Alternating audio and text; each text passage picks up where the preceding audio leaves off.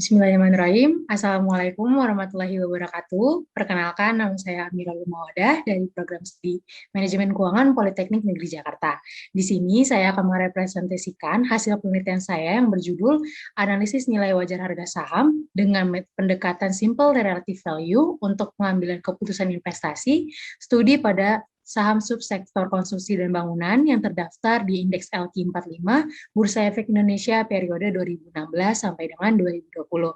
Pertama-tama saya ingin mengucapkan terima kasih kepada Bapak Fatir Asfat selaku dosen pembimbing satu saya dan juga Bapak Petrus Hantri Kuncoro Seno selaku dosen pembimbing 2 yang sudah memberikan arahan maupun masukan hingga skripsi ini dapat terselesaikan. Pembahasan yang pertama yaitu mengenai latar belakang dari penelitian ini. Sejak tahun 2014 dan kepemimpinan berada di tangan Bapak Presiden Joko Widodo, fokus negara terhadap pembangunan infrastruktur sangat meningkat. Hingga saat ini, keseriusan pemerintah Indonesia terhadap pembangunan infrastruktur sangat terlihat, diikuti dengan fakta bahwa pembangunan infrastruktur yang telah dilakukan turut berkontribusi pada pertumbuhan ekonomi Indonesia serta peningkatan daya saing nasional. Keseriusan pemerintah ini dapat dibuktikan secara tertulis dengan melihat isi dari agenda aksi ketiga Nawacita Presiden dan Wakil Presiden tahun 2014 sampai dengan 2019, serta poin ketiga misi Presiden dan Wakil Presiden tahun 2019 sampai 2024, yakni pemerintah akan membangun Indonesia dari pinggiran dengan memperkuat daerah-daerah dan desa dalam kerangka negara kesatuan serta melakukan pembangunan yang merata dan berkeadilan. Bukti-bukti relasi pembangunan infrastruktur di Indonesia yang pertama yaitu pembangunan venue-venue olahraga di DKI Jakarta serta pembangunan 5 dari 10 tower Wisma Atlet untuk kebutuhan acara internasional Asian Games 2018 oleh perusahaan Wika. Dan hingga saat ini gudang tersebut dimanfaatkan untuk para pasien rawat inap di Rumah Sakit Darurat COVID-19 atau RSDC Wisma Atlet. Yang kedua yaitu pembangunan runway 3 Bandara Soekarno-Hatta Cengkareng Tangerang oleh perusahaan PT PP. Dan yang terakhir yaitu melakukan renovasi bangunan Istora Senayan sebagai fasilitas olahraga serta renovasi fasilitas SUBGBK oleh perusahaan ADI. Hal ini pun tercermin dari kenaikan APBN untuk sektor infrastruktur yang terus mengalami kenaikan yang cukup signifikan. Dengan kenaikan tersebut, maka perusahaan yang berada di sektor infrastruktur juga akan mendapatkan dampak positif dari kucuran dana APBN. Meskipun telah diwujudkannya sederet pembangunan infrastruktur nasional, pembangunan infrastruktur di Indonesia tidak akan berhenti demi mewujudkan misi pemerintah periode 2019 sampai dengan 2024. Strategi tersebut dijalankan karena kebutuhan investasi untuk mendukung target pertumbuhan ekonomi di Indonesia itu cukup besar. Dalam hal ini, salah satu aspek yang kemudian menjadi penting adalah penyetoran modal oleh investor ke perusahaan subsektor konsumsi dan bangunan di pasar modal Indonesia yang dianggap sebagai peningkatan investasi. Hal tersebut membuktikan bahwa keseriusan dan kefokusan pemerintah terhadap pembangunan infrastruktur di Indonesia nyata adanya. Tak hanya pembuktian secara historis, tetapi juga pembuktian terhadap proyeksi pembangunan infrastruktur di masa depan. Dengan terbuktinya kebijakan pemerintah yang mendukung, sentimen pasar yang positif, serta pemberitaan mengenai proyeksi kerja subsektor konsumsi dan bangunan, dapat menjadi faktor untuk meningkatkan minat masyarakat dalam membeli saham, serta meningkatkan kesempatan masyarakat untuk menghasilkan keuntungan. Dan selanjutnya, namun masyarakat tidak dapat mengandalkan fenomena saja dalam pemilihan penanaman modalnya. Untuk meminimalisir risiko dan memaksimalkan keuntungan dalam kegiatan investasi saham, maka perlu dilakukan analisis saham, baik itu analisis fundamental maupun analisis teknikal. Dalam penelitian ini digunakan pendekatan simple relative value, yaitu terdiri dari 3 metode, yaitu price earning ratio, price to book value, dan price sales ratio. Metode ini menggunakan beberapa rasio harga saham terhadap penjualan dan pendapatan. Metode ini menganalisis suatu perusahaan dengan perusahaan industri sejenis, dan analisis tersebut berguna bagi investor untuk menanamkan saham yang akan dipilih untuk ditanamkan modal, serta untuk mengetahui saham dan dapat memberikan return yang sangat optimal. Penilaian wajar harga saham melalui ketiga metode tersebut menghasilkan informasi nilai intrinsik atau nilai sesungguhnya yang terkandung dalam suatu saham. Dengan mengetahui nilai intrinsik, investor dapat mengetahui kategori saham-saham mana saja yang murah, tepat harga, dan yang mahal, sehingga investor tidak salah mengambil keputusan dalam membeli, menahan, ataupun menjual saham. Berdasarkan latar belakang tersebut, saham perusahaan subsektor dan konstruksi dan bangunan diproyeksikan akan terus mengalami kenaikan seiring dengan pembangunan infrastruktur yang sedang digencarkan oleh pemerintah. Untuk mengantisipasi potensi kerugian yang akan diterima, investor perlu menganalisis harga sahamnya terlebih dahulu sebelum mengambil keputusan investasi terhadap saham-sahamnya. Dengan mengetahui nilai wajar harga sahamnya, maka dapat diberikan suatu rekomendasi keputusan investasi yang tepat kepada para investor dengan posisi saham yang overvalue, undervalue, ataupun correctly value. Penelitian ini juga akan melakukan simulasi perdagangan saham dengan membeli saham-saham dalam kondisi yang undervalue. Maka, penelitian ini juga memiliki tujuan yang pertama yaitu menghitung nilai wajar harga saham dengan menggunakan metode price earning ratio, price to book value, dan price sales ratio saham subsektor konstruksi dan bangunan yang terdaftar di indeks saham LQ45 selama tahun penelitian yaitu 2016 sampai dengan 2020. Yang kedua, menentukan rekomendasi keputusan investasi subsektor konstruksi dan bangunan selama tahun penelitian yaitu tahun 2016 sampai dengan 2020. Dan yang ketiga, menganalisis hasil perhitungan estimasi keuntungan dan kerugian dari simulasi perdagangan saham-saham yang undervalue. Manfaat dari penelitian ini diharapkan yang pertama yang pastinya memberikan kontribusi yaitu melengkapi literatur penelitian studi manajemen keuangan dan dapat dipergunakan sebagai sumber rujukan.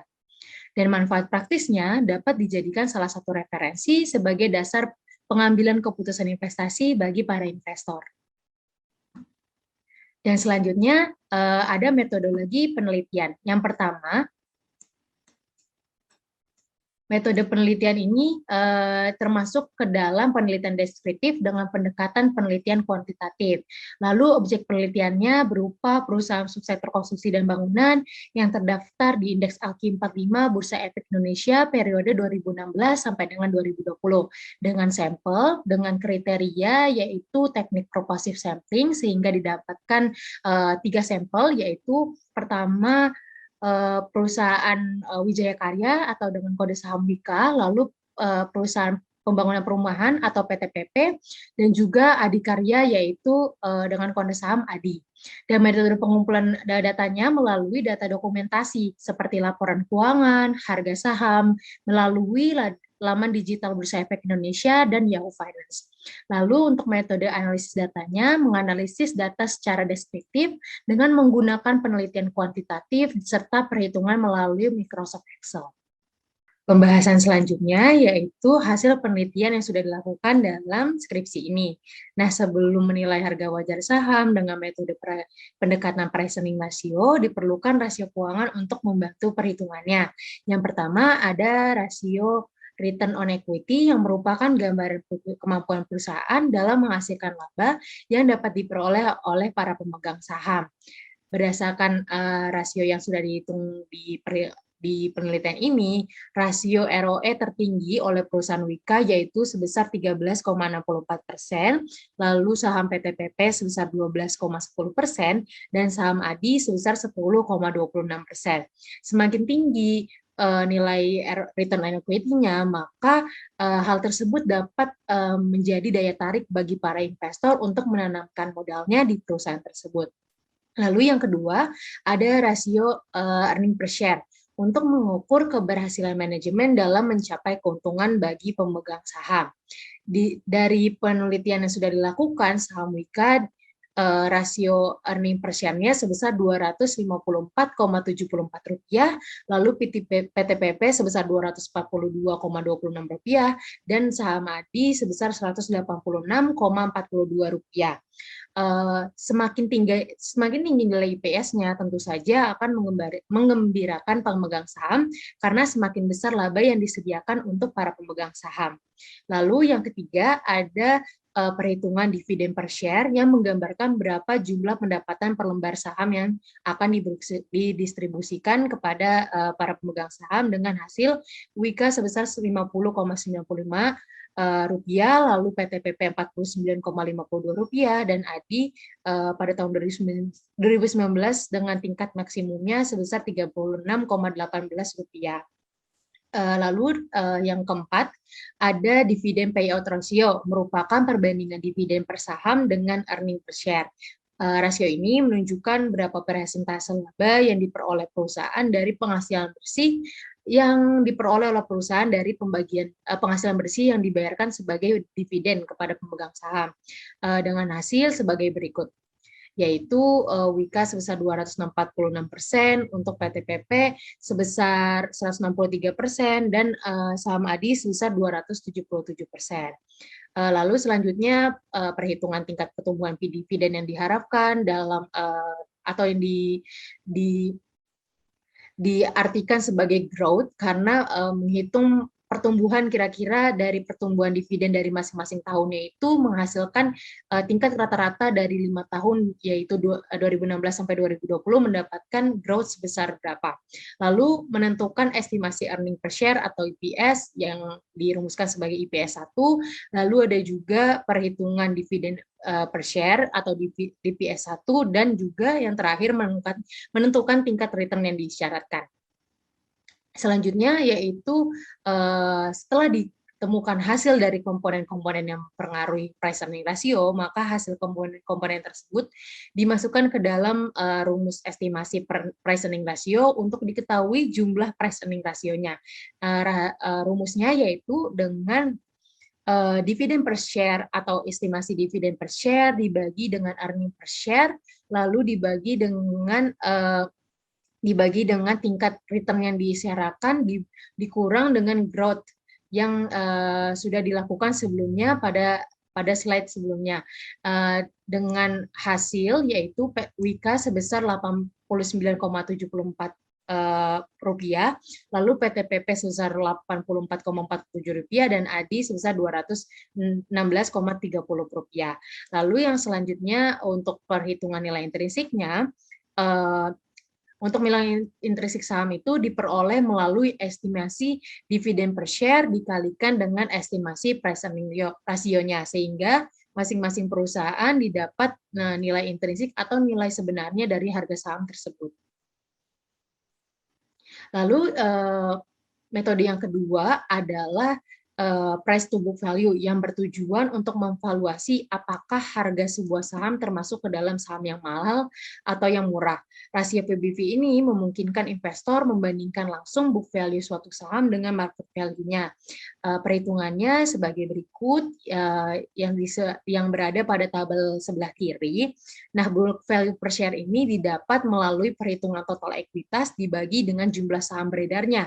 Maka saham WIKA didapat paling tinggi book value per share-nya itu pada tahun 2019 seharga 2.142,23, untuk saham PTPP book value per share dengan tingkat maksimumnya sebesar 2.794,58 di tahun 2019, lalu saham ADI sebesar 1.765,10 di tahun 2008. Lalu selanjutnya dibandingkan dengan harga sahamnya dengan yang sudah dihitung di tabel sebelah kiri dengan rasio PBV untuk saham WIKA sebesar 1,04. Untuk saham PTPP sebesar 1 dan saham ADI sebesar 0,95. Selanjutnya yaitu perhitungan sales per share. Nah, metode sales per share ini atau price sales ratio merupakan metode yang membagikan nilai pasar ekuitas atau harga saham terakhir dengan penjualan per lembar sahamnya. Untuk menghitung rasio ini digunakan rumus harga saham dibagi penjualan per lembar saham yang berada pada tabel sebelah kiri. Dan juga metode ini merepresentasikan berapa banyak yang harus dibayar oleh investor untuk setiap rupiah hasil penjualan perusahaan. Sehingga nilai PSR dari Wika dari perusahaan Wika yaitu sebesar 0,78, lalu untuk PTPP 0,70 dan ADI sebesar 0,43. Selanjutnya yaitu penilaian saham dan keputusan investasi.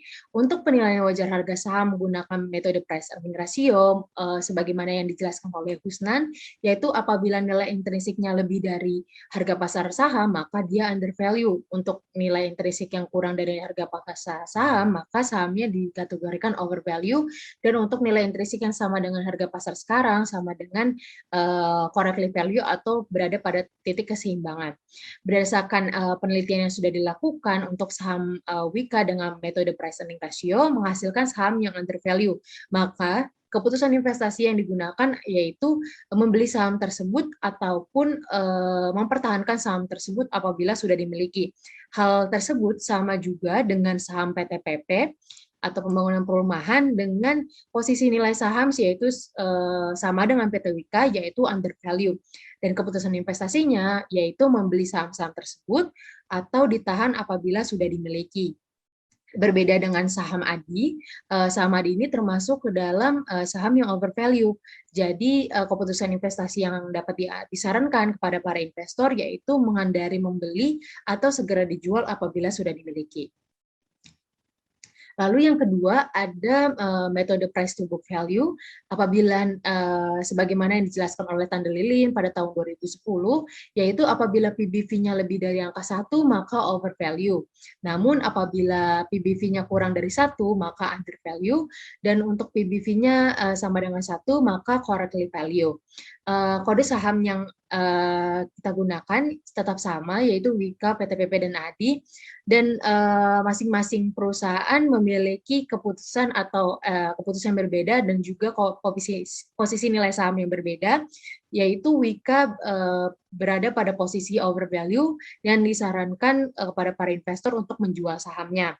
Lalu untuk PTPP posisi nilai wajar harga sahamnya yaitu correctly value, yang artinya keputusan investasinya untuk mempertahankan saham tersebut. Untuk saham ADI termasuk saham yang undervalue atau membeli saham atau ditahan apabila sudah dimiliki. Dan metode yang terakhir yaitu metode price sales ratio yang sebagaimana yang dijelaskan oleh Fisher pada tahun 2008. Beliau menyarankan untuk kepada para investor untuk mencari nilai saham dengan angka 0,75 sebagai batas wajarnya, atau lebih baik jika di bawah 0,75 dari rasio price sales rasionya.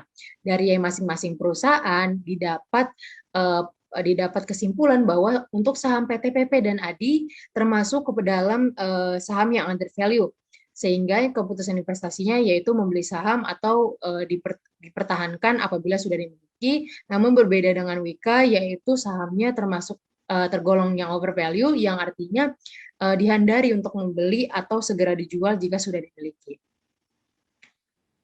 Nah, selanjutnya kita akan sampai pada kesimpulan dari penelitian ini, yaitu berdasarkan penelitian yang sudah dilakukan untuk saham Wika termasuk ke dalam saham yang overvalue, dikarenakan saham tersebut sudah melebihi atau sudah di atas dari nilai batas wajar harga sahamnya maupun nilai intrinsiknya, sehingga keputusan investasi yang disarankan untuk para investor yaitu menghindari membeli saham tersebut atau segera dijual apabila saham tersebut sudah dimiliki sebelumnya. Dan juga untuk saham PTPP dan ADI menyimpulkan kesimpulan yang berbeda, yaitu saham tersebut termasuk ke dalam saham yang undervalue. Dalam artian undervalue di sini berarti saham tersebut atau harga sahamnya di pasar sekarang itu sudah di bawah dari nilai intrinsiknya, sehingga sangat disarankan oleh para investor untuk membeli saham-saham tersebut untuk memperoleh keuntungan atau return yang optimal. Berdasarkan berdasarkan penilaian harga saham melalui saham Wika, PTPP, dan ADI, diperoleh 2 saham dengan kondisi under value, yaitu saham PTPP dan ADI. Sehingga akan dilakukan simulasi perdagangan saham melalui estimasi keuntungan dan kerugian yang kita dapat dengan mempertahankan saham tersebut, yang dimulai dengan membeli 100 lot saham PTPP dan ADI dengan tingkat akhir, yaitu keuntungan terbesar diperoleh oleh saham ADI sebesar 9% dan juga saham PTPP sebesar 3%. Terima kasih atas waktu dan kesempatan yang telah diberikan. Mohon maaf apabila ada kesalahan dalam perkataan maupun perbuatan. Terima kasih. Wassalamualaikum warahmatullahi wabarakatuh.